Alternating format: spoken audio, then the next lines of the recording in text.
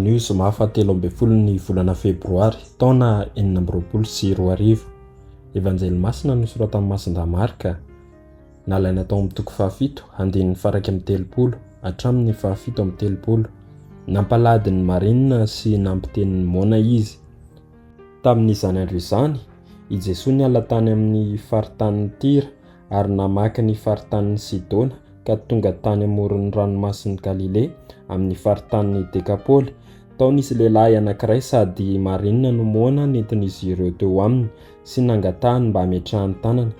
Dia nitondra azy miavaka tamin'ny vahoaka izy ka nangarona ny sofiny tamin'ny rantsan-tanany sy nanisy rorany lelany. Rehefa izany dia niandrandra ny lanitra izy sady niseto ary nanao tamin'ny hoe efeta, izany hoe misokafo. Niaraka tamin'izay dia nisokatra ny sofiny ary voavany fatoran'ny lelany ka niteny tsara izy, ary norarany ny olona tsy lazalaza izany amin'iza na amin'iza fa araka ny nandrarany azy ireo no voamaika nampielezany izany kokoa azy, sady talanjona loatra izy ireo ka nanao hoe tsara avokoa ny zavatra rehetra nataony, fa nampalady ny marenina izy ary nampiteny ny moana.